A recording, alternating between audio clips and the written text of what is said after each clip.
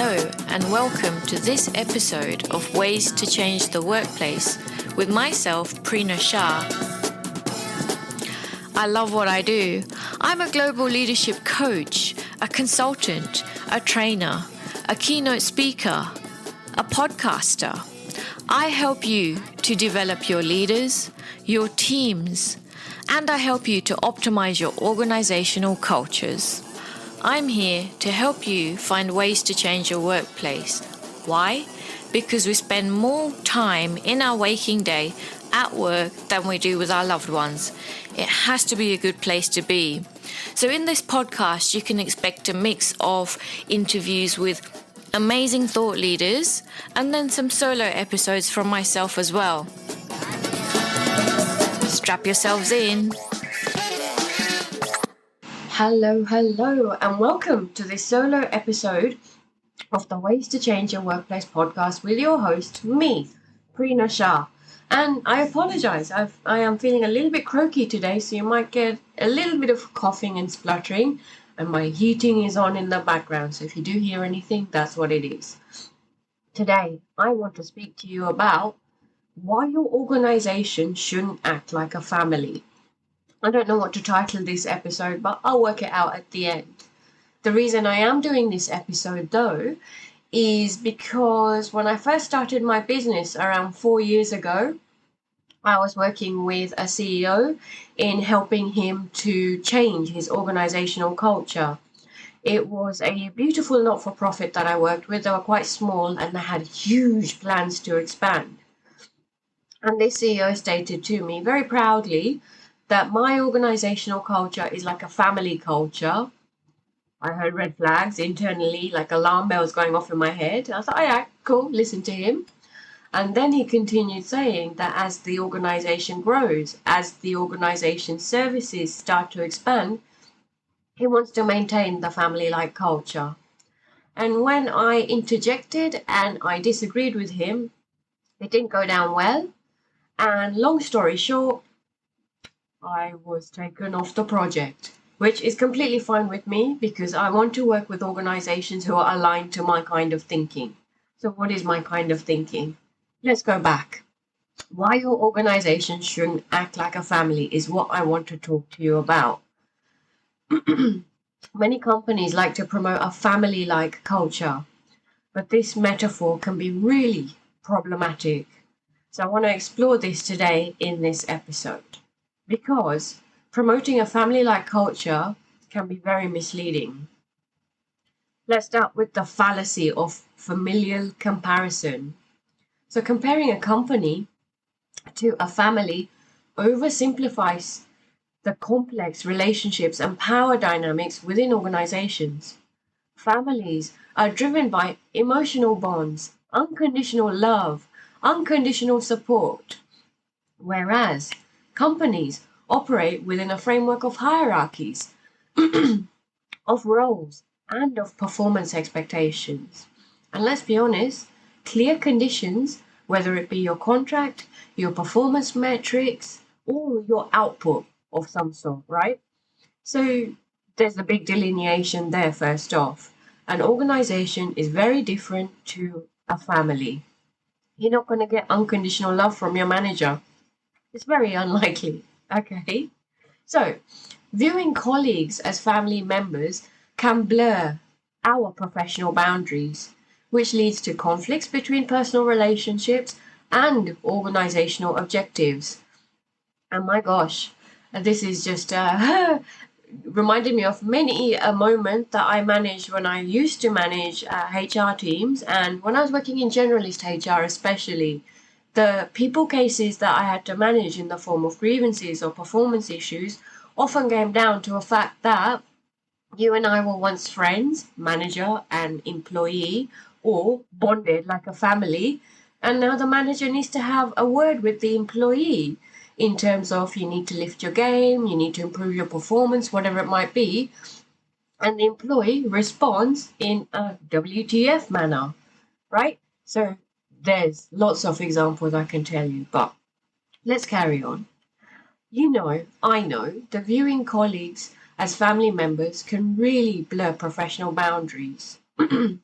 So let's delve into the reasons why your organization is not like a family. Organizational structure and role specialization. Organizations are structured around clear roles and responsibilities based on expertise, on experience, and your role specialization. And this contrasts with family roles, which are fluid and not necessarily based on specific competencies at all. You don't need to be trained to be a daughter, you just are. Role clarity is crucial for teamwork and collaboration, reducing ambiguity and enhancing effectiveness. Whereas you don't really need role clarity in your role of whatever you are at home, in your family. The second point I want to talk to you about is conflict resolution and emotional intelligence. So, promoting a family like culture can create challenges when it comes to conflict resolution and emotional regulation, like the example that I just gave you. Now, emotional intelligence plays a critical role in navigating complex social interactions and managing conflicts effectively at work. So, cultivating emotional awareness and empathy helps employees to negotiate conflicts constructively while maintaining professional relationships. So, I want to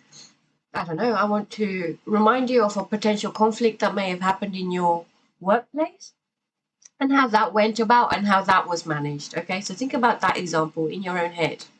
Now, think about a conflict that has happened within your family environment, let's say your immediate family environment, and how that played out and what came out of that. They're completely different situations, right? You deal with them and you respond to them differently as well. So, there you go. I also want to talk to you about the professional versus familial relationship paradigm. So, professional relationships are essential within organizations, while familial metaphors may evoke unity and loyalty, they obscure power dynamics, performance expectations, and individual autonomy. Professional relationships grounded in mutual respect and clear communication are key to navigating organizational complexities. We need boundaries. Hello. And one CEO that I have worked extensively with reminded me of a really good line that, yes, absolutely, I will be friendly with you at work, but we may not be friends. So, talking to boundaries there again. Okay. Companies align goals and objectives across departments and teams, often tying them to a strategic plan. So, unlike families where roles and objectives are more fluid, companies rely on performance metrics to evaluate each employee's contribution to these goals. Think about yourself if you are a son, daughter, whatever you are in your family relationship. Do you have performance metrics to meet your needs, of your role? Are you evaluated every year, every quarter to meet those contributions to your family goals? No. So, that's another reason why a family is very different to an organizational culture. Okay? And in a company, employers are hired for specific roles based on their expertise. This specialization ensures that each aspect of the company's operation is handled by skilled individuals. Family roles, on the other hand, are less defined and not based on said specific competencies, as I've mentioned. At work, employees must be accountable for their performance to maintain productivity and quality. Unlike family settings, where emotional bonds can influence decision making, companies must base their decisions on data and facts, ensuring objectivity. Hello. So, let me get on my high horse. The impact of a family mindset is huge within an organization because encouraging a family mindset at work can and often does introduce emotional bias. It compromises professional boundaries and it often, unfortunately, when things go wrong, leads to a toxic work culture, which is really difficult to repair. And trust me, I have been there and done that. If you have come across this yourself as well, then please get in touch with me. Contact me on LinkedIn, contact me on Instagram. All of my details are in the show notes. I want to hear from you. Do you agree with me? Do you disagree with me? You tell me. So, going back to the family mindset at a workplace, having a family mindset at work can foster exclusion. It can really create cliques and pressure employees to conform. It may also stifle individuality and innovation. Feedback and conflict resolution becomes even more challenging, and it inhibits personal development and growth of individuals. So instead, let me remind you of the importance of maintaining professional relationships, okay? And the delineation between a family organizational culture and a professional organizational culture. So we need to have a foundation of mutual respect. Professional relationships are built on mutual respect, trust, and collaboration. They allow employees to work towards common goals without the emotional baggage associated with familial bonds. Who on earth wants emotional baggage at work like they do at home? I'm laughing, but you get it, you know? Encouraging clear communication. So professional relationships foster clear communication, which is vital for effective teamwork and problem solving. Employees can address issues openly, finding solutions without fear of personal repercussions. So that's why we need to have professional relationships at work. Let's go back to conflict resolution.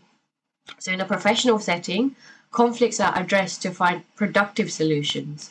This approach ensures issues are resolved based on merit rather than on personal feelings, right? And often in a family, a lot is based on personal feelings. We don't want that at work.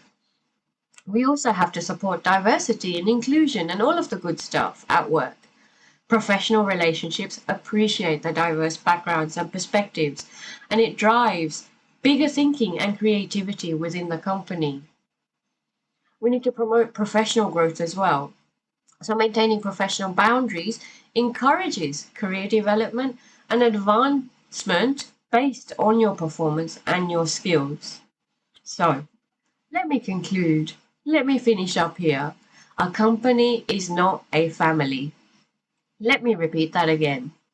A company or your organization is not a family. It is a business with a clear structure, with defined roles, and a focus on achieving business goals.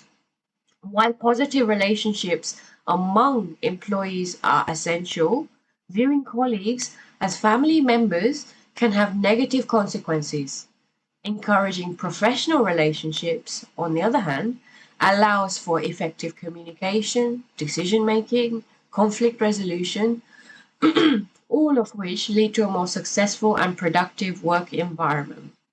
So, if I leave you with anything today, let me leave you with this in saying that a company is not a family. I wish you well, and I will see you in the next episode. Let me know how you fared with this one and what you reckon. Get in touch with me. I can't wait to hear from you. How good was that episode? If you liked it, be sure to share it with a couple of other people. Also in the show notes are details about my newsletter. Keep in touch. I send a newsletter out around once a month. It won't be spammy, it will be very practical. And if we're not connected on LinkedIn yet, we must be. Connect with me on LinkedIn. And on Instagram, I am Prina.Shah. I will see you somewhere else or in the next episode. Until then, goodbye.